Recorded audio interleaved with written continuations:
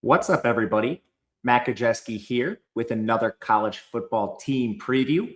Our goal with this series is to provide in-depth roster analysis and expectations ahead of the 2026 season for each college football team. So if this is the kind of in-depth analysis you like, please consider subscribing to the channel, leaving a like on this video, and checking out some of our other in-depth content. All right, let's get into it. Oklahoma 2026 coming off a college football playoff appearance. Obviously, we'll look to repeat that again this year. We will first take a look back briefly at 2025, talk about the roster, recruiting, coaching staff, kind of just an overall view of the team, and then we'll dive into the roster ahead of this season. Here is the recruiting picture of Oklahoma. This is one of the better recruiting teams in the country. They are very clearly bringing in top 20 classes nationally year over year. However, in the SEC, when you are, for example, 15th in the 2026 cycle, that is 8th in the SEC. Last year, they were 18th in overall recruiting. That was 11th in the SEC.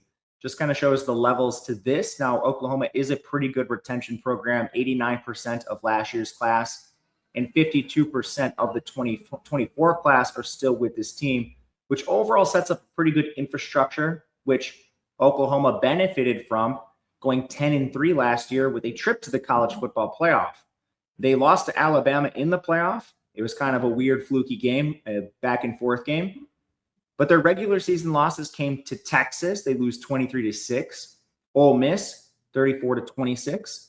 And none of those games graded out as an analytical win. However, they did beat Alabama in the regular season, and they had a 5% post-game win expectancy. That put them at a 9-3 analytical regular season. And if they actually finished 9-3, they never would have made the playoffs. And you look at their wins, they play in the SEC, so there's certainly going to be a number of good wins. And they play Michigan in non-con. I believe that was Bryce Underwood's second start.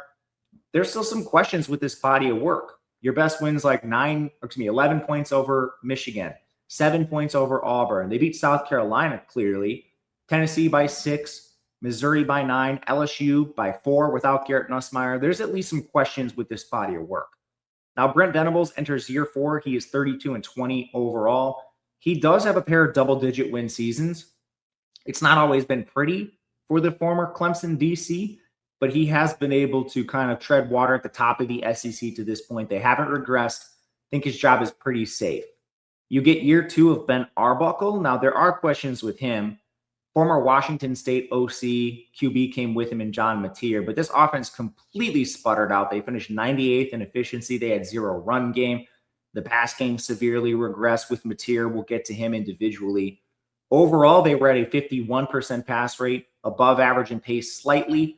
I don't think they want to be quite so pass heavy and quite so fast. Wazoo was definitely slower under Arbuckle, so we'll see if he can improve this in year 2. They certainly had the talent.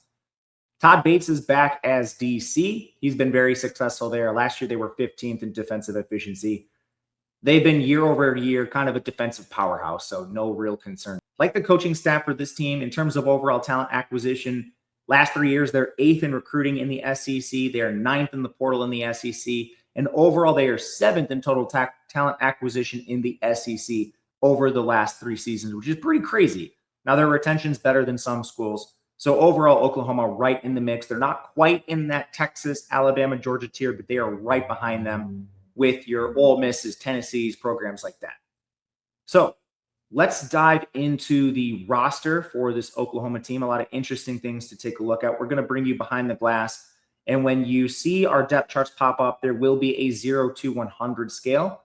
That is a rating we give to each player, 100 being your elite members of this conference, your first-round draft picks, all conference players. 0 is the worst, 50 is about average. Transfers are in yellow. 4- and 5-star recruits are in blue. Here's Oklahoma. QB's John Mateer, 2-year starter, first with Washington State, second with Oklahoma. He had his struggles. There's no way around this. 6'1", 218, completed 62% of his passes for 7.2 yards per attempt. 14 touchdowns, 11 interceptions. He honestly ran hot on those. He had 13 big-time throws and 20 turnover-worthy plays. Now, he is extremely mobile, and he finished second on the team in rushing yards, despite taking 27 sacks. But the negative plays are a big concern with Mateer. 20 turnover worthy plays and a 20% pressure to sack ratio is flat out too high. These need to be corrected. And part of the reason is he has a long, drawn-out throwing motion. He tries to create plays in the pocket because he is so mobile. But it did lead to way too many negative plays, just the kind of plays you can't get away with at the SEC level. Maybe you could get away with at Washington State. Now, there were some mitigating factors. He did break his hand in week 4. He returned quickly after that against Texas and never quite looked the same. Some argue the hand injury caused that. Others argued that the tough SEC schedule caused that. Realistically, it's probably a little bit of both. The jump from Wazoo to Oklahoma is steep, but in the games he played in the beginning of the season, he faced Michigan and Auburn and looked fine in those contests. Those are two tough opponents, so it kind of goes both ways. Backup, you're probably looking at Whit Neubauer or a 4-star freshman in Bo Bentley. Pretty good spot. Neubauer was 81st percentile in the FCS. So currently we have this QB room ranked 47th nationally and 7th in the SEC. We just need development from Mateer. That's all there is to it. He did not play up to the level they paid him for last season. Getting to wide receiver, they lose speedy slot Deion Burks. He was a 7th-round pick. J.B. Gibson transfers to Cincinnati. Keontez Lewis, he graduated. This wide receiver room was 89th in total efficiency last year, which just isn't cutting it. They do return Isaiah Satania, 4-star, doubles as a special team kick returner. Very, very explosive, of course. 2.2 yards per route. He had 965 yards and 8 touchdowns. Plays the slot quite a bit. We'll see him probably playing there. And 524 of his yards came after the catch. So clearly a guy you want to get in space. Easy option for Mateer to just deliver the ball to and let him create on his own. He's a good talent for Mateer to work with specifically. They go out and add Sherrell Harris from Virginia and Parker Livingston from Texas. Harris began his career with Kent State, but last year, 2.22 yards per route. He had 847 yards with a very good upstart Virginia team, perimeter receiver as well, which blends with Satania. Livingston, another perimeter receiver, a 4-star from Texas. He was at 1.7 yards per route. That came on 516 yards. Another perimeter receiver playing out wide 79% of the time. So that is probably how your top 3 shake out. Depth is good. You have 4-star freshmen Jasir Rogers, Jaden Petit, and Daniel Odom. Second-year 4-stars include Elijah Thomas and Manny Choice. You have a junior 4-star and Ivan Carrion. I would be just a little hesitant with some of the transfers. Every single year, Oklahoma recruits these guys and then blocks them with transfers. They did it last year, the year before, and they're doing it again. We haven't seen like a homegrown 4-star for Oklahoma in quite some time, so I'm not buying it just yet. Until they stop blocking their high recruits, we're just going to have to wait and see. They do also have like a receiver tight end hybrid in Jermichael Carter, who originally was in McNeese transfer. I don't think we see a ton of him. It wasn't very efficient, and they just have added enough talent where probably don't need to see him, but you never know. They brought in Mackenzie Aline for some reason from Washington State. I have no idea why. He wasn't very good out there.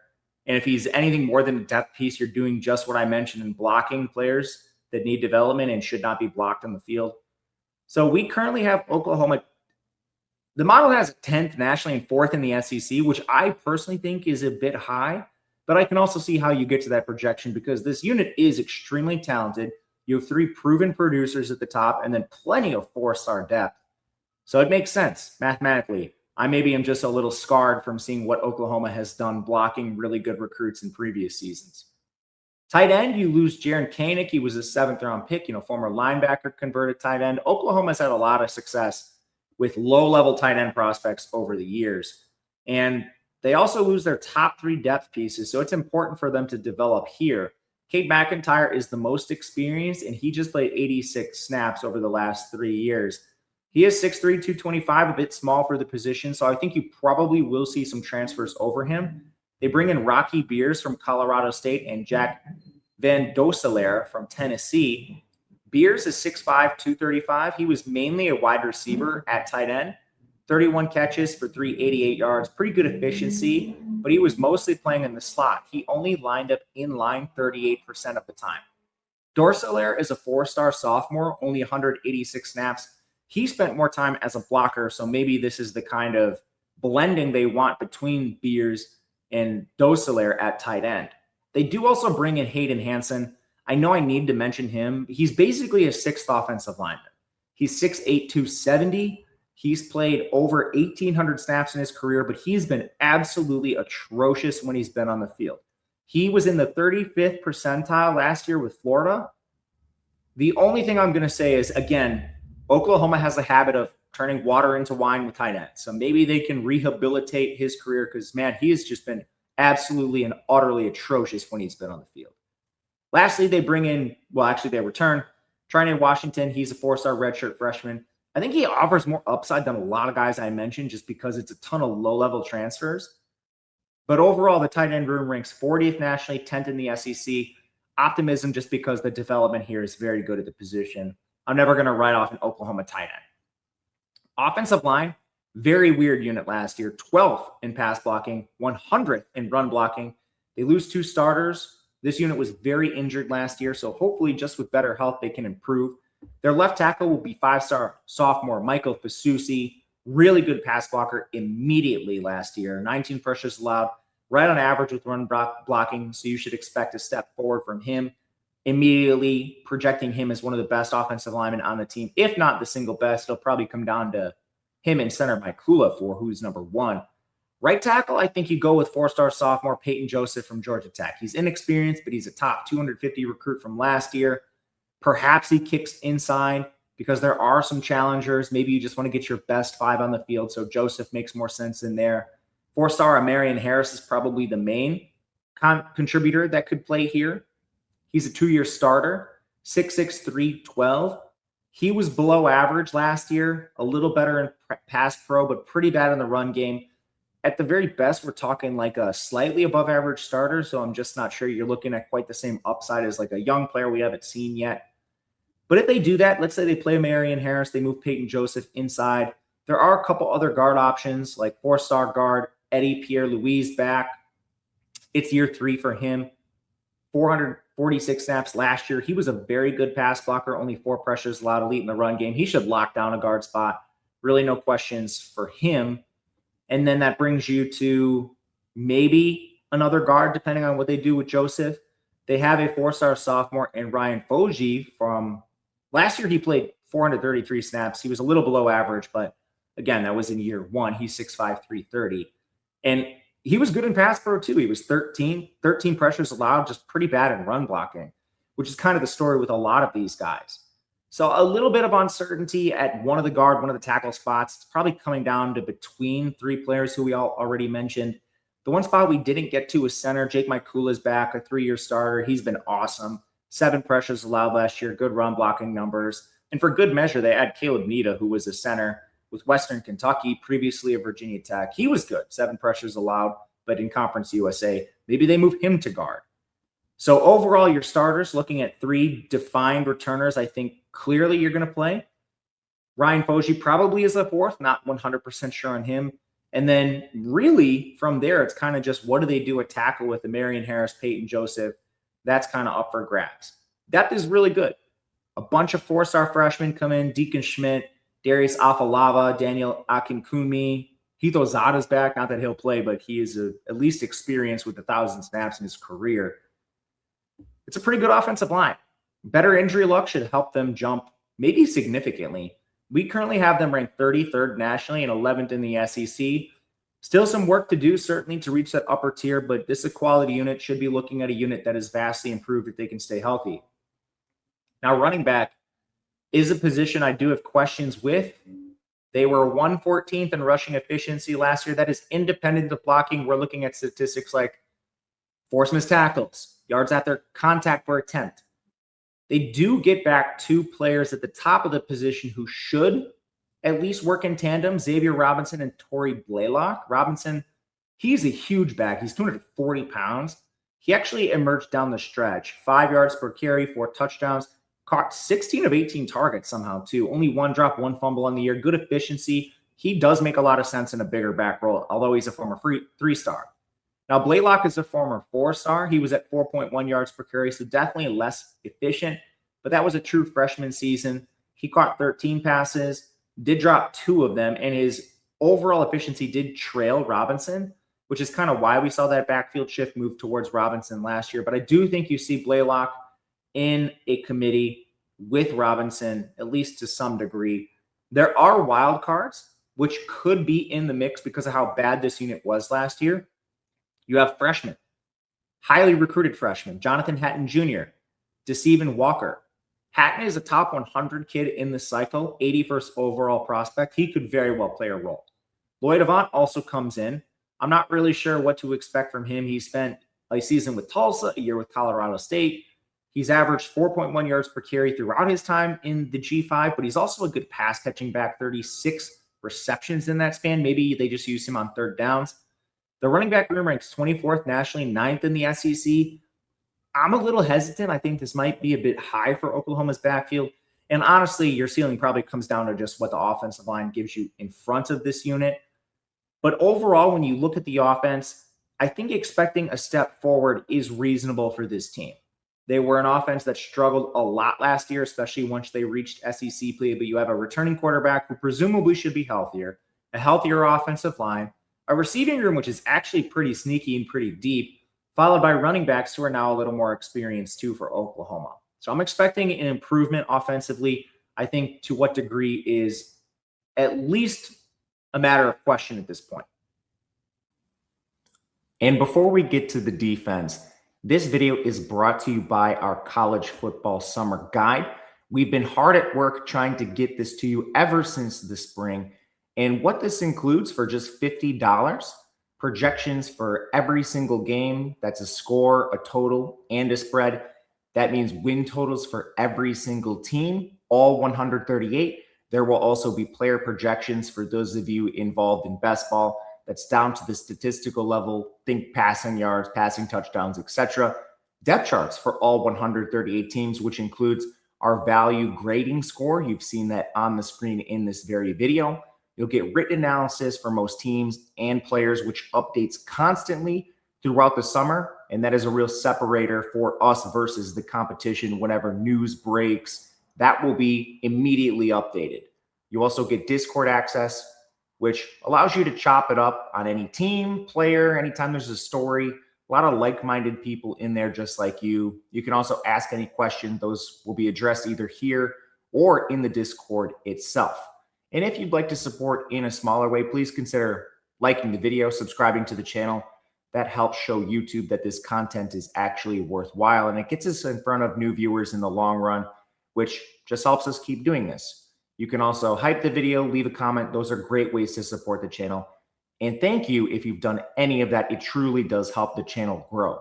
Last thing, if you or somebody you know has a gambling problem, please call or text 1-800-GAMBLER. Now, back to the video.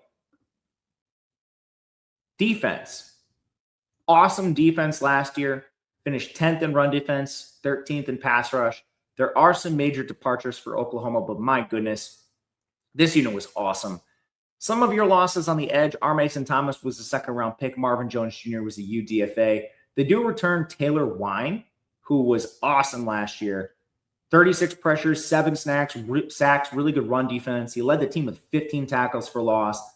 6'4", 266. Fantastic place to start as Taylor Wine.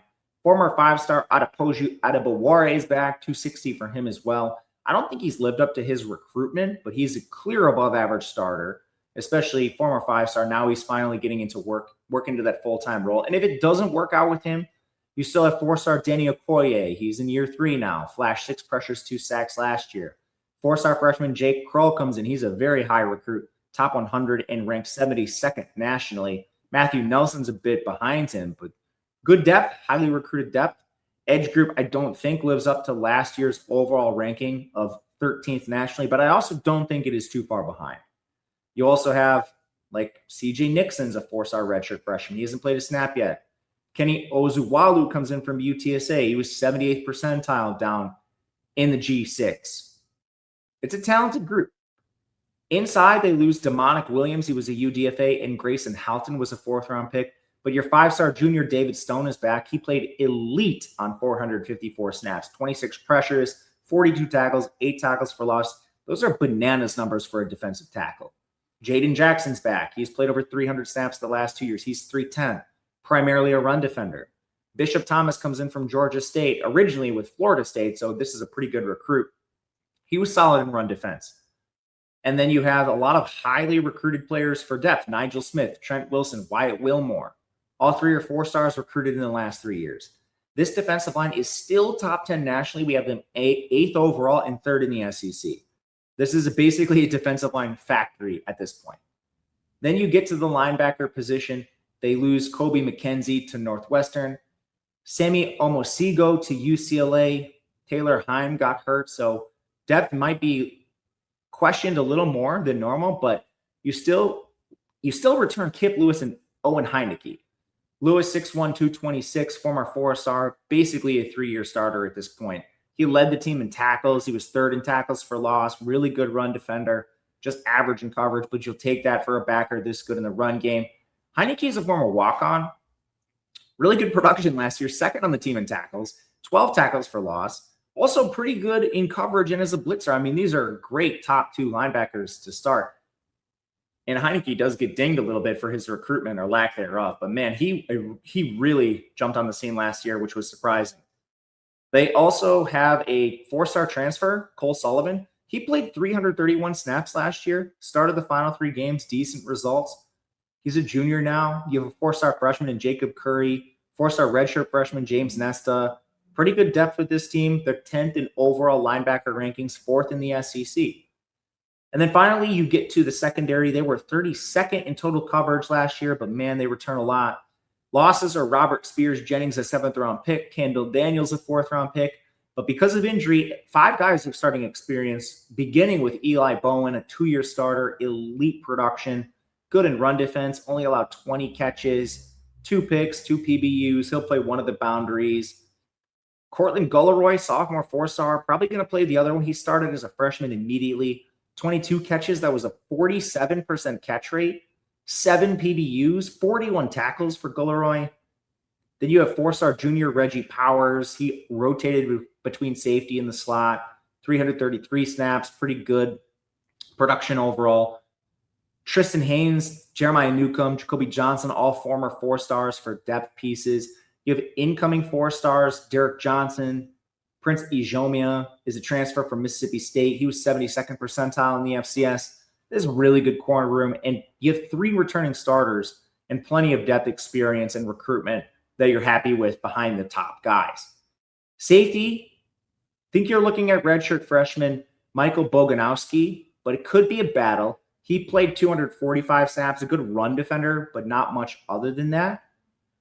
I think you're probably looking at him battling a transfer like Dakota Fields from Oregon, who's an elite recruit but only played 41 snaps. He was the 90th ranked prospect in 2024. We'll see how that shakes out. But the other safety spot's really the only one that has some concern because, like, Peyton Bowen's back. Stud 4-star senior, 47 tackles last year, 6 PBUs, 2 picks. A little boom bust, but this is an elite safety option. So right now you have a ton of good potential options at safety for this team. And it's held down mainly by Bowen. It's kind of just how do you fill that final safety spot, whether it's Boganowski or Dakota Fields. I don't think it matters a ton. I guess sophomore 4-star Omarion Robinson's probably in the mix for that position too, at least a 2-deep spot. But Oklahoma's secondary ranks 13th nationally, 5th in the SEC. Overall, we have this is one of the best defenses in the entire country. Getting to special teams, Tate Sandell is back, and, man, he is awesome. 35 extra points, was perfect on them, 24 of 27 on field goals. He went 4 of 9 beyond 50 yards.